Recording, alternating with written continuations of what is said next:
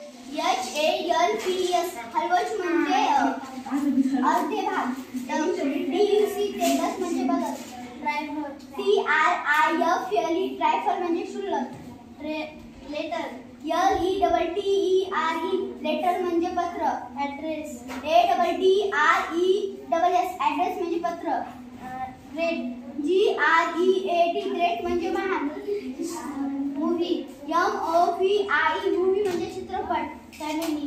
FAMILY family म्हणजे कुटुंब. Quarrel. QUARREL quarrel म्हणजे भांडण. प्रोग्राम. PROGRAME